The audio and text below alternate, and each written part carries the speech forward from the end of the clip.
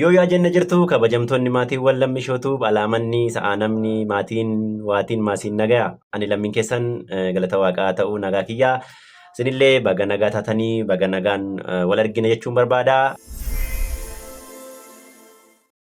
Yeroo dheeraa booda walitti deebineerra jechuudha.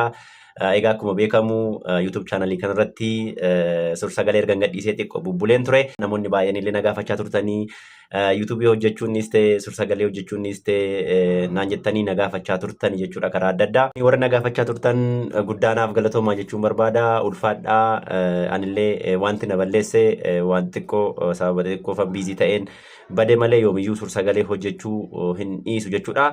Kana booda immoo yookiin immoo gara fuulduraatti immoo kontentii haaraa humna haaraatiin qabadheen dhufaa jira jechuudha. Kanaaf namoonni YouTube channelii kanaaf haarawaa taatan YouTube channelii kana subscribe gochuutiin akka na eegdan jechuun barbaada. Namoonni maatii YouTube channelii kana taatan immoo like gochuutiin comment gochuutiin waliin jiraachuu keenya akka mul'isnu jechuun barbaada. Kana booda yeroo gaarii qabaannaa yoo xiqqaate torbanitti suur-sagalee 2 qabadheen dhiyaadha jechuudha.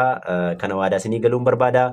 Kanaaf walirraa hin bannu kana booda walumaan jirra isinillee na waliin jiraachuu keessan like share subscribe gochuutiin akka mul'istan jechuun barbaada. Yeroo dhiyoo keessatti hin wal argina jechuudha. Kanaaf agasitti nagaan turaa jechuun barbaada. Uraa bulaa deebanaa nagaa argadhaa.